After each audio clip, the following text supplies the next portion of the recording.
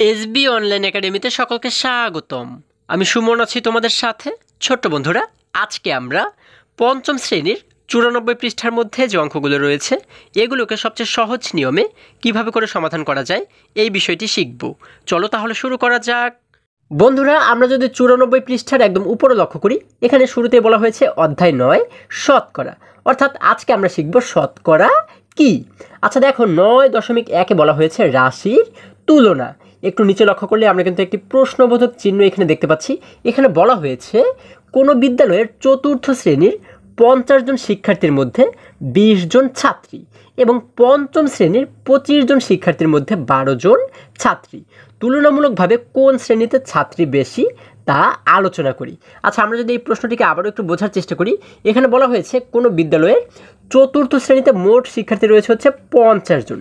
ঠিক আছে, এই 50 জনের মধ্যে 20 জন হচ্ছে ছাত্রী এবং পঞ্চম শ্রেণীতে মোট শিক্ষার্থী রয়েছে 25 জন। এই 25 জনের মধ্যে 12 জন ছাত্রী। এবার আমাদের বের করতে বলা হয়েছে তুলনামূলকভাবে কোন শ্রেণীতে ছাত্রী বেশি আছে তা আলোচনা করতে কিন্তু আমাদেরকে বলা হয়েছে, তাই না? আচ্ছা দেখো, আমরা যদি একটু নিচে লক্ষ্য করি, এই যে ছকটি আমরা দেখতে পাচ্ছি, এই ছকে কিন্তু আমাদের আরও সুন্দরভাবে এই প্রশ্নটিকে বোঝানো হয়েছে। দেখো, এখানে আমরা দেখতে পাচ্ছি চতুর্থ শ্রেণী। চতুর্থ শ্রেণীতে মোট শিক্ষার্থী রয়েছে হচ্ছে 50 জন এবং এই 50 জনের মধ্যে এই পাশে কিন্তু আমরা দেখতে পাচ্ছি ছাত্রী, তাই না? অর্থাৎ 50 জনের মধ্যে ছাত্রী রয়েছে 20 জন এবং পঞ্চম শ্রেণীতে মোট শিক্ষার্থী রয়েছে 25 জন, এর মধ্যে ছাত্রী রয়েছে 12 জন। এখন তুলনামূলকভাবে আমরা কি দেখতে পাচ্ছি, কোন শ্রেণীতে শিক্ষার্থী বেশি? যেহেতু চতুর্থ শ্রেণীতে রয়েছে 20 জন এবং পঞ্চম শ্রেণীতে রয়েছে 12 জন, তার মানে আমরা জানি এই দুটির মধ্যে কিন্তু 20 বড়, তাই না? অর্থাৎ আমরা কিন্তু স্বাভাবিকভাবে দেখলে আমাদের মনে হয় যে চতুর্থ শ্রেণীতে শিক্ষার্থী বেশি রয়েছে, তাই না? আচ্ছা দেখো, এইখানে যে ছেলে শিশুটিকে আমরা দেখতে পাচ্ছি, এই ছেলে শিশুটি এবারে কি বলেছে? সে বলেছে যেহেতু 20 সংখ্যাটি 12-এর থেকে বড়, তাই আমার মনে হয় চতুর্থ শ্রেণীতে ছাত্রী সংখ্যা বেশি। মানে এই 12-র চাইতে 20 যেহেতু বড়, তার মানে আমরা কিন্তু স্বাভাবিকভাবে বলতে পারি যে চতুর্থ শ্রেণীতে ছাত্রী সংখ্যা বেশি, কারণ চতুর্থ শ্রেণীতে রয়েছে 20 জন, তাই না? যার কারণে আমরা বলতে পারি কি চতুর্থ শ্রেণীতে ছাত্রীর সংখ্যা বেশি রয়েছে। এখন আমরা যে ধারণাটা করেছি, এই ধারণাটি কতটুকু সত্য কিংবা এই ধারণাটি মিথ্যা কিনা আমরা যদি একটু যাচাই করার চেষ্টা করি। দেখো, আচ্ছা আমরা কিভাবে করে যাচাই করব? এই দেখো, যদি আমরা আরেকটু নিচে লক্ষ্য করি, এখানে আমরা কিন্তু শুরুতে একটি ছক দেখতে পাচ্ছি। এই ছকে বলা হয়েছে ভগ্নাংশে চতুর্থ শ্রেণীতে মোট শিক্ষার্থীর মধ্যে ছাত্রী হচ্ছে কতজন? 50 জনের মধ্যে 20 জন, তাই না? আমরা কিন্তু দেখেছি যে 50 জন শিক্ষার্থীর মধ্যে 20 জন হচ্ছে ছাত্রী। তাহলে আমরা এটিকে বলতে পারি 50-এর 20 অংশ। ঠিক আছে, এবং পঞ্চম শ্রেণীর মোট শিক্ষার্থীর মধ্যে ছাত্রী হলো 25 জনের 12 অংশ। যেহেতু মোট 25 জন শিক্ষার্থী রয়েছে পঞ্চম শ্রেণীতে এবং এই 25 জনের মধ্যে ছাত্রী রয়েছে 12 জন, তার মানে এটিকে আমরা বলতে পারি 25-এর 12 অংশ এবং এটিকে আমরা বলতে পারি 50-এর 20 অংশ। এবারে দেখো, এবারে আমরা দেখতে পাচ্ছি এখন এই যে নিচে যে আমরা দুটি সংখ্যা দেখতে পাচ্ছি, এটির নিচে দেখতে পাচ্ছি আমরা 50 এবং এটির নিচে দেখতে পাচ্ছি কিন্তু আমরা 25, তাই না? এখন এই নিচের দুটি সংখ্যাকে আমাদের 100 বানাতে হবে, এটিকেও 100 বানাতে হবে এবং এটিকেও 100 বানাতে হবে। যখন আমরা এই দুটিকে, নিচের দুটি সংখ্যাকেই 100 এবং 100 বানাবো, তখন কিন্তু খুবই সহজেই আমরা বুঝতে পারবো যে কোন সংখ্যাটি বেশি, মানে কোন সংখ্যাটি বড়। ঠিক আছে, দেখো খুবই মজার একটি বিষয়। আমাদের প্রথম কাজ হচ্ছে আমরা এই নিচের দুটি সংখ্যাকে 100 বানাবো। দেখো, আমরা প্রথমে এই যে 50-এর 20 এটিকে লিখে নিলাম, এখন 50-এর 20। এবার এটিকে যদি আমরা 100 বানাই, এখন দেখো নিচে যেহেতু রয়েছে 50, আমরা দেখবো যে 50-এর সঙ্গে কতকে গুণ করলে 100 হয়। ঠিক আছে, কারণ আমাদের কিন্তু বানাতে হবে 100। আমরা জানি 50-এর সঙ্গে যদি আমরা 2কে গুণ করি, 50-এর সঙ্গে যদি আমরা গুণ করি 2কে, তাহলে কিন্তু 50 দুগুণ 100 হয়ে যাবে, তাই না? আচ্ছা দেখো, এই 50-এর সঙ্গে 2কে গুণ করে আমরা পাচ্ছি হচ্ছে 100। আমাদের নিচে কিন্তু 100 বানানো হয়ে গেল। এবারে আমরা নিচের সংখ্যাকে যেহেতু 2 দ্বারা গুণ করেছি, উপরের সংখ্যাকেও কিন্তু আমরা 2 দ্বারাই গুণ করব, মানে একই সংখ্যা দ্বারা গুণ করব। ঠিক আছে, আচ্ছা তাহলে এই 20কেও যদি আমরা 2 দ্বারা গুণ করি, তাহলে হয়ে যায় কত? 20 দুগুণ 40। দেখো, আমরা উপরে কিন্তু লিখে দেবো 40। তাহলে আমাদের নিচে কিন্তু 100 বানানো হয়ে গেল। এটি হচ্ছে আমাদের মূল কাজ। আমরা নিচে পেয়েছি 100, উপরে পেয়েছি 40। এবং এই দেখো, এখানে লিখলাম এবং। এবারে এটিকে আমরা একই রকমভাবে কাজ করব। ঠিক আছে, আমাদের এখানে বলা হয়েছে 25-এর 12, আমরা লিখলাম হচ্ছে 25-এর 12। এবারে এই নিচে যে 25 রয়েছে, এই 25কে কী করতে হবে? আমাদেরকে কিন্তু 100 বানাতে হবে, তাই না? আচ্ছা, আমরা 100 কীভাবে বানাবো? আমরা দেখবো যে 25-এর সঙ্গে কতকে গুণ করলে 100 হয়। আমরা জানি 25-এর সঙ্গে যদি আমরা 4কে গুণ করি, হ্যাঁ, তাহলে হয়ে যাবে 4 25-এ 100, কারণ 25 একে 25, 25 দুগুণ হয় 50, 3 25-এ 75 এবং 4 25 মিলে হয়ে যায় 100, অর্থাৎ 25-এর সঙ্গে 4কে গুণ করলে হয়ে যায় 100। দেখো এই নিচে কিন্তু আমরা দেখতে পাচ্ছি 100, আমাদের এখানে 100 বানানো হয়ে গেল। এবারে এই 25-কে যেহেতু আমরা 4 দ্বারা গুণ করেছি, তার মানে উপরের যে 12 রয়েছে এই 12কেও কিন্তু আমরা 4 দ্বারা গুণ করবো, একই সংখ্যা দ্বারাই কিন্তু গুণ করবো, তাই না? আচ্ছা দেখো, এই 12কে যদি আমরা 4 দ্বারা গুণ করি তাহলে হয়ে যাবে 4 12 48। তোমরা কিন্তু আলাদা জায়গাতেও গুণ করে দেখতে পারো। আমরা উপরে পাচ্ছি হচ্ছে 48। এখন মজার বিষয় হচ্ছে দেখো, আমরা এই যে সংখ্যাটি পাচ্ছি, ভগ্নাংশটি পাচ্ছি, এবং এই যে ভগ্নাংশটি পাচ্ছি, এই দুটি ভগ্নাংশ যদি আমরা লক্ষ্য করি, দেখো আমরা এখানে পাচ্ছি 100 এর 40 এবং এখানে পাচ্ছি 100 এর 48। তাহলে 100-র মধ্যে 40 বড় নাকি 100-র মধ্যে 48 বড়? 100-র মধ্যে কিন্তু 48 বড়, তাই না? ও কিন্তু 40 এবং ও হচ্ছে 48, তার মানে এটি কিন্তু বড়। তার মানে এই ভগ্নাংশটি আমরা পাচ্ছি কোন জায়গা থেকে? এই 25-এর 12 থেকে কিন্তু এটিকে পেয়েছি, তাই না? অর্থাৎ 25-এর 12, এই 25 জনের মধ্যে 12 জন শিক্ষার্থী রয়েছে কোন শ্রেণীতে? এটি কিন্তু রয়েছে চতুর্থ শ্রেণীতে, তাই না?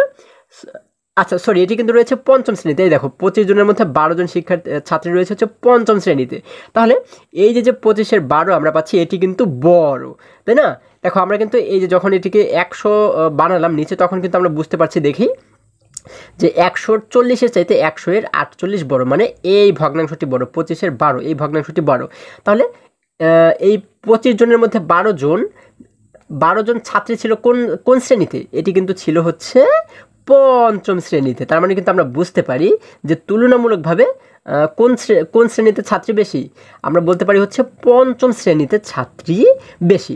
তাহলে যে কোনো ভগ্নাংশকে যখন আমরা নিচে 100 বানাবো, হ্যাঁ 100 বানালে কিন্তু আমরা বুঝতে পারবো যে কোন ভগ্নাংশটি ছোট এবং কোন ভগ্নাংশটি বড়, ঠিক আছে? এখন দেখো এখানে আমাদের বলা হয়েছে সুতরাং, আমরা দেখতে পাচ্ছি এখানে বলা হয়েছে সুতরাং 50-এর 20 থেকে বড় হচ্ছে 25-এর 12। এই যে চিহ্নটি আমরা দেখতে পাচ্ছি, এই চিহ্নটি দ্বারা কি বোঝানো হয়? এই চিহ্নটি দ্বারা কিন্তু বোঝানো হয় এই পাশের ভগ্নাংশটি বড়, তাই না?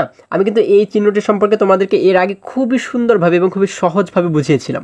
আমরা কিন্তু এটিকে একটি মুখের সঙ্গে তুলনা করতে পারি, হ্যাঁ আমরা কিন্তু এটিকে অনেক সময় মিলিয়ে ফেলি যে এটির কোন পাশের সংখ্যাটি বড়, এই পাশের সংখ্যাটি বড় না এই পাশের সংখ্যাটি বড়। দেখো এটিকে যদি আমরা একটি মুখের সঙ্গে তুলনা করি, আমরা ধরে নিই যে এটি একটি মুখ এবং এই মুখটি কিন্তু দেখো এই পাশে হা করা, তাই না? এই যে ধরো আমরা ধরে নিচ্ছি যে এটি একটি মুখ এবং এই মুখটি হচ্ছে কি এই পাশে হা করে আছে, তাই না? তাহলে এই মুখটি যে পাশে হা করে থাকবে সেই পাশের সংখ্যাটি বড় হবে। আচ্ছা দেখো এই মুখটি কিন্তু এই পাশে হা করে রয়েছে, তার মানে কিন্তু আমরা বুঝতে পারি যে এটির চাইতে এই সংখ্যাটি বড়, তাই না? তাহলে এবারে বলা হয়েছে তাই আমার মনে হয় আনুপাতিকভাবে পঞ্চম শ্রেণীতে ছাত্রী বেশি। তাহলে এই যে 25-এর 12 আমরা পাচ্ছি হচ্ছে এটি বড়, তাই না? তাহলে এই 25 জনের মধ্যে 12 জন ছাত্রী রয়েছে কোন শ্রেণীতে? পঞ্চম শ্রেণীতে। যার কারণে আমরা বলেছি তাই আমার মনে হয় আনুপাতিকভাবে পঞ্চম শ্রেণীতে ছাত্রীর সংখ্যা বেশি।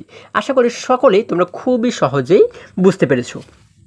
এবার যদি আর একটু নিচে আমরা লক্ষ্য করি, দেখো এখানে যদি আমরা লক্ষ্য করি, এখানে বলা হয়েছে শতকরা হলো এমন একটি অনুপাত যা 100-এর ভগ্নাংশ রূপে প্রকাশ করা হয়।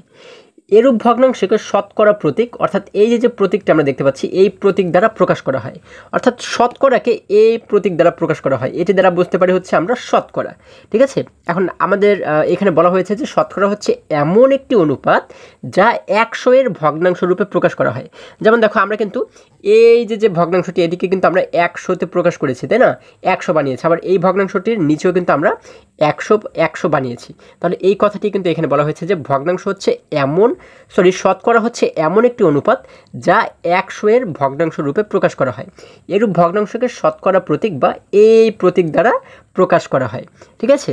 এবার দেখো আমাদের জন্য কিন্তু কিছু উদাহরণ এখানে দেয়া রয়েছে। আমরা যদি এখানে লক্ষ্য করি, এখানে 1 নম্বর বলা হয়েছে, এই উদাহরণটা যদি আমরা একটু লক্ষ্য করি, দেখো উদাহরণে আমাদের বলা হয়েছে 1%, এটিকে কিন্তু বলা হয় শতকরা বা ইংরেজিতে বলা হয় হচ্ছে পার্সেন্ট, ঠিক আছে?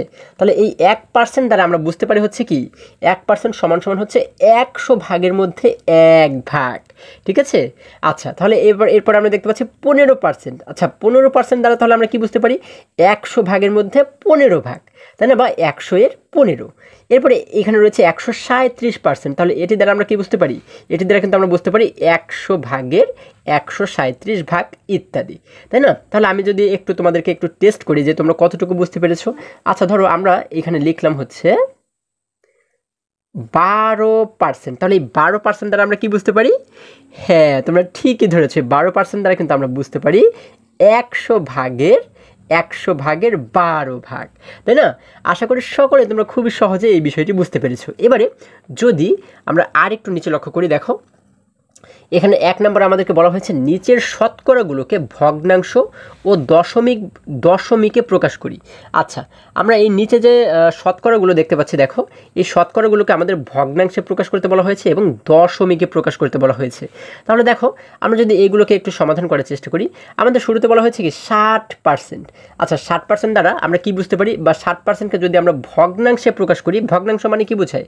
আচ্ছা, ভগ্নাংশ মানে কিন্তু উপরে একটি সংখ্যা থাকবে, নিচে একটি সংখ্যা থাকবে, তাই না? এটা হচ্ছে সাধারণ ভগ্নাংশ। আচ্ছা, তাহলে এই 60%কে যখন আমরা ভগ্নাংশে প্রকাশ করব তখন আমরা কি লিখতে পারি?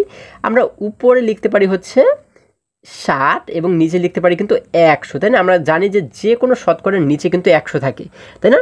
এই যে শতকরার চিহ্নটা আমরা দেখতে পাচ্ছি, এর অর্থই হচ্ছে কি নিচে 100 থাকবে। আচ্ছা, তারপরে 2 নম্বর বলা হয়েছে 34%। এই 34% দ্বারা আমরা কি বুঝতে পারি? 100 ভাগের 34 ভাগ। এই যে 89% আমরা দেখতে পাচ্ছি, এটি দ্বারা বোঝানো হয়েছে 100 ভাগের 89 ভাগ, তাই না? তাহলে 34% আমরা কীভাবে লিখতে পারি? 100 ভাগের হচ্ছে 34 ভাগ। এরপরে 89% আমরা কীভাবে লিখতে পারি? 100 ভাগের 89 ভাগ। এরপর সর্বশেষ রয়েছে 125%। তাহলে 125% দ্বারা আমরা কি বুঝতে পারি? 100 ভাগের 125 ভাগ। দেখো কত সহজে কিন্তু আমরা এগুলোকে সমাধান করে ফেললাম, তাই না? আচ্ছা, এবারে দেখো আমাদের কিন্তু আরও একটি বিষয় এখানে বলা হয়েছে। এখানে বলা হয়েছে কি যে নিচের ভগ্নাংশগুলোকে নিচের শতকরাগুলোকে ভগ্নাংশ এবং দশমিকে প্রকাশ করো। আমরা কিন্তু প্রথমে যে এই যে প্রকাশ করেছি এটি কিন্তু আমরা ভগ্নাংশে প্রকাশ করেছি, তাই না? এবার আমাদেরকে দশমিকে প্রকাশ করতে বলা হয়েছে। আচ্ছা, দশমিকও কিন্তু এক ধরনের ভগ্নাংশ, হ্যাঁ। আচ্ছা, এখন দশমিক ভগ্নাংশ আমরা কীভাবে করে প্রকাশ করতে পারি? এই দেখো প্রথমে যেহেতু আমরা 1 নম্বরে দেখতে পাচ্ছি 60%, এই 60%কে যখন আমরা ভগ্নাংশে প্রকাশ করেছি কীভাবে লিখলাম? 100 ভাগের 60 ভাগ, তাই না? এইভাবে করে কিন্তু লিখলাম। এখন এটিকে যখন আমরা দশমিকে প্রকাশ করব তখন আমরা কি করতে পারি? এই 60 দ্বারা আমরা কিন্তু 100কে ভাগ করব, ঠিক আছে? সরি, আমরা 100 দ্বারা উপরের 60কে ভাগ করব, ঠিক আছে? আবার যখন এই 34%কে যখন আমরা ভাগ করব তখন কি করব? এই নিচের সংখ্যা দ্বারা অর্থাৎ 100 দ্বারা কিন্তু 34কে আমরা ভাগ করব, ঠিক আছে? আচ্ছা, দেখো প্রথমে 100 দ্বারা যদি 60কে আমরা ভাগ করি, এখানে আমরা যদি 100 দ্বারা একটু 60কে ভাগ করার চেষ্টা করি, দেখো আমরা যদি 60কে ভাগ করার চেষ্টা করি, আমরা কি করব?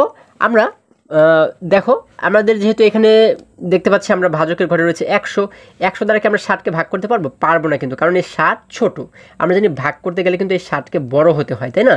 এখন আমরা যে কাজটি করতে পারি সেটি হচ্ছে, আমরা যদি দেখো 100কে 1 দ্বারাও গুণ করি, আমরা দেখব যে 100 সঙ্গে কতকে গুণ করলে 60-এর সবচাইতে ছোট কাছের সংখ্যাটিকে আমরা পেতে পারি, তাই না? আমরা যদি 100 সঙ্গে 1কে গুণ করি তাহলে হয়ে যাবে 101-এ 100, মানে 60-এর চাইতে কিন্তু বড় হয়ে যাবে। কিন্তু আমরা জানি 60-এর চাইতে বড় হলে হবে না। তাহলে আমরা কি করতে পারি? 1 দ্বারা গুণ করলেও যেহেতু 60-এর চাইতে বড় হয়ে যাবে, যার কারণে আমরা কত দ্বারা গুণ করতে পারি? 1-এর চাইতে ছোট হচ্ছে 0, তাই না? এই 0 দ্বারা কিন্তু 100কে আমরা গুণ করতে পারি। তাহলে 100কে 0 দ্বারা গুণ করলে কত হবে? আমরা জানি 0 দ্বারা যত বড় সংখ্যাকেই আমরা গুণ করি না কেন, উত্তর কিন্তু 0ই হয়, তাই না? অর্থাৎ 100 সঙ্গে যদি আমরা 0কে গুণ করি তাহলে হয়ে যাবে 100 0 গুণে 0, তাই না? এবারে দেখো এই শূন্য কিন্তু 60-এর চাইতে ছোট, যার কারণে কিন্তু 0 দ্বারা আমরা গুণ করতে পেরেছি। এখন এই 60 থেকে যদি নিচের 0কে যদি আমরা বিয়োগ করে দিই তাহলে কিন্তু আমরা সেই 60ই পেয়ে যাব, তাই না? আমরা কিন্তু সেই 60 পেয়ে যাব। এখন আবার কিন্তু আমরা এই 60কে 100 দ্বারা ভাগ করতে পারবো না, তাই না? এবার আমাদের যে কাজটি করতে হবে সেটি হচ্ছে এই 60কে আমরা এবারে 100-র চাইতে বড় বানাবো। এখন আমরা 100-র চাইতে বড় কীভাবে করে বানাবো? আমাদের সবসময় মনে রাখতে হবে যে কোনো পূর্ণ সংখ্যার ডান পাশে কিন্তু একটি দশমিক থাকে। যেমন দেখো এই যে 60কে তো আমরা ভাগ করেছি, তাই না? এই 60 কিন্তু একটি পূর্ণ সংখ্যা। এই যে কোনো পূর্ণ সংখ্যার ডান পাশে কিন্তু একটি দশমিক থাকে, এখানেও কিন্তু একটি দশমিক রয়েছে। এই দশমিকটি লেখা থাকলেও এখানে রয়েছে, এবং যদি লেখা নাও থাকে তারপরেও কিন্তু এখানে একটি দশমিক রয়েছে। তাহলে এই দশমিকটাকে আমরা এবারে উত্তরের ঘরে এইখানে নিয়ে যাব, ঠিক আছে? এবং যখন আমরা উত্তরের ঘরে একটি দশমিক পাবো তখন কিন্তু চাইলে আমরা এইখানে যে কয়টি শূন্য আমাদের দরকার সেই কয়টি শূন্য কিন্তু আমরা চাইলে এখানে ব্যবহার করতে পারি, ঠিক আছে? আচ্ছা, দেখো আমরা উত্তরের ঘরে যেহেতু দশমিক পেয়ে গেছি, তার মানে এখন কিন্তু আমরা এখানে চাইলে শূন্য ব্যবহার করতে পারবো, তাই না? আমরা প্রথমে যদি একটি শূন্য ব্যবহার করে দেখি, এই শূন্যটাকে যদি দেখো আমরা কি করলাম? সরাসরি নিচে নামিয়ে নিয়ে আসলাম। এখন যখন নিচে আমরা শূন্য নামিয়ে নিয়ে আসলাম তখন কিন্তু এখানে মোট হয়ে গেল 600, তাই না? এবার দেখো তো 100-র সঙ্গে কতকে গুণ করলে আমরা 600 পাই? আমরা জানি 100-র সঙ্গে 6কে গুণ করলে পাই হচ্ছে 6 100 গুণে 600, তাই না? অর্থাৎ এটির সঙ্গে কিন্তু মিলে যাচ্ছে। এবারে উপরে 600 থেকে নিচের 600কে যদি আমরা বিয়োগ করি তাহলে কিন্তু আর কিছুই থাকে না, মানে শূন্য। আমরা জানি ভাগের ক্ষেত্রে যখন নিচে আমরা শূন্য পেয়ে যাই তখন কিন্তু আমরা বুঝতে পারি আমাদের ভাগ করা হয়ে গেছে। তাহলে আমরা ভাগফল পাচ্ছি কত? আমরা ভাগফল পাচ্ছি 0.6। তাহলে এটি হচ্ছে কি আমাদের দশমিক ভগ্নাংশে কিন্তু প্রকাশ করা হয়ে গেল। ঠিক আছে, তাহলে এই ভগ্নাংশগুলোকেও কিন্তু তোমরা ঠিক একই রকমভাবে দশমিক ভগ্নাংশেও চাইলে প্রকাশ করতে পারো। আচ্ছা, এবারে যদি আমরা আরেকটু নিচে লক্ষ্য করি, এখানে বলা হয়েছে লক্ষ্য করি 100%, এর অর্থ হলো 100 ভাগের 100 ভাগ। আচ্ছা, 100% মানে কি? 100 ভাগের 100 ভাগ, তাই না? কারণ 60% মানে হচ্ছে 100 ভাগের 60 ভাগ, 34% মানে হচ্ছে 100 ভাগের 34 ভাগ। তাহলে 100% মানে কি? 100% কিন্তু 100 ভাগের 100 ভাগ। এখন এই 100 ভাগের 100 ভাগকে কিন্তু শুধুমাত্র 1 বলা হয়। দেখো আমরা কিন্তু এখানে দেখতে পাচ্ছি সমান 1। তাহলে কিভাবে এই 100 ভাগের 100 ভাগকে 1 বলা হয়? দেখো আমরা এই উপরের সংখ্যা এবং নিচের সংখ্যাকে যদি কাটাকাটি করি, দেখো এই শূন্যকে যদি কাটাকাটি করি, এই শূন্য এবং এই শূন্যকে যদি কাটাকাটি করি, এবার নিচে থাকলো হচ্ছে 1, এখানেও থাকলো 1, তাই না? এখন এই 1 দ্বারা যদি এই দুটিকেই কাটাকাটি করি তাহলেও কিন্তু আমরা সেই 1ই পাবো, তাই না? আচ্ছা, তাহলে এই দেখো আমরা যেহেতু উপরেও পাচ্ছি 1, নিচেও পাচ্ছি 1। এখন আমরা জানি যে কোনো ভগ্নাংশের নিচে যদি 1 থাকে তাহলে কিন্তু সেই 1টাকে কখনো লিখতে হয় না। ঠিক আছে, শুধুমাত্র উপরের সংখ্যাটিকে লিখতে হয়। ঠিক আছে, দেখো আমরা কিন্তু নিচে 1 পাচ্ছি, তাহলে এই 1টাকে আমরা লিখবো না, শুধুমাত্র উপরের সংখ্যাটিকে লিখবো। তাহলে উপরে আমরা পাচ্ছি কি? উপরে পাচ্ছি কিন্তু শুধুমাত্র 1, যার কারণে এই 1টিকে এখানে আমরা লিখে দিলাম। এই যে 1 আমরা দেখতে পাচ্ছি, এই 1-এর অর্থ হচ্ছে কি এর নিচে একটি আরও 1 রয়েছে। ঠিক আছে, কিন্তু এই নিচের 1 কখনোই লিখতে হয় না, তাই না? আমরা কি শিখেছি? নিচে যদি 1 থাকে তাহলে কিন্তু সেটিকে কখনোই লিখতে হয় না, শুধু উপরের সংখ্যাটিকে লিখতে হয়। আমরা উপরে পাচ্ছি 1, এই জন্য এইখানে আমরা কিন্তু লিখে দিলাম 1। অর্থাৎ 100-এর 100 এটির অর্থ হচ্ছে শুধুমাত্র 1। ঠিক আছে, আশা করি আজকের প্রত্যেকটি অঙ্ক তোমরা খুবই সহজে এবং খুবই মজায় শিখতে পেরেছো। বন্ধুরা, আজকে আমাদের এই পর্যন্তই। আবারও দেখা হবে পরবর্তী ভিডিওতে। আর হ্যাঁ, তোমরা যদি আমার চ্যানেলে নতুন হয়ে থাকো তাহলে এখনই চ্যানেলটি সাবস্ক্রাইব করে পাশে থাকো, যেন আমার যে কোনো ভিডিও আপলোড করার সাথে সাথে খুব সহজে তোমরা সেটি পেতে পারো। সকলে ভালো থাকো, সুস্থ সবল থাকো, এই কামনা করে শেষ করছি। ধন্যবাদ সকলকে।